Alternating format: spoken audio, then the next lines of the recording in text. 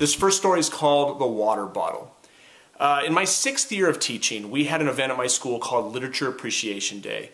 It was in conjunction with Dr. Seuss's birthday, and what it was a day entirely devoted to reading and the love of reading. Students got the opportunity to come to school in their pajamas. Teachers put all the desks and chairs off to the side so that students could basically lay on the floor and listen to people read to them. And what we did was we set up for the teachers a rotation system where they got to go to different classrooms at different grade levels. So for example, I taught 5th grade and I got to go to a 4th, a 5th, and a 6th grade classroom. And I was particularly excited about the day, especially to visit that 6th grade classroom, because I was going to get an opportunity to read to some of my former students.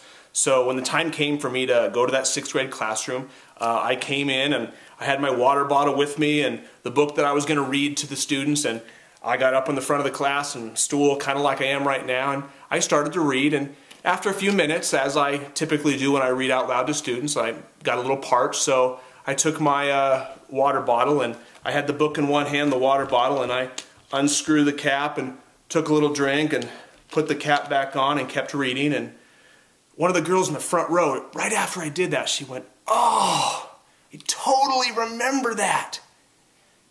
And I looked at her and I said, "What do you remember?" Because I'm thinking, I haven't done anything. And she said, "Oh, I totally, when you used to read to us, you would always do that. You would always take your water bottle and unscrew it with one hand and then screw it back on when you were done while holding the book in your other hand." And that's when it hit me, and I thought, wow.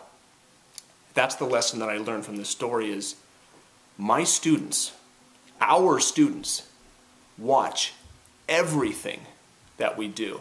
Now, this is a girl who, she was in my 5th grade class. She was also in my 4th grade class because I moved up to 5th grade when she did.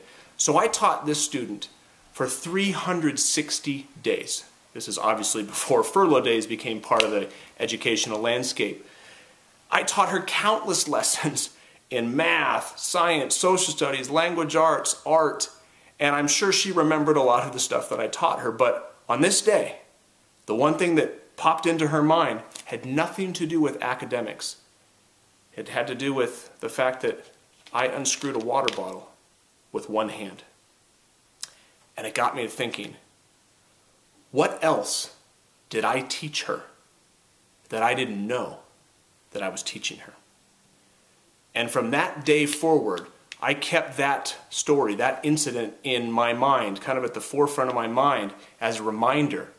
Gosh, no matter what kind of day I'm having, I need to be careful with the way I'm acting, the way I'm behaving, because like in this story, they're watching everything that we're doing. And even when we don't think we're teaching, they're learning from what we do.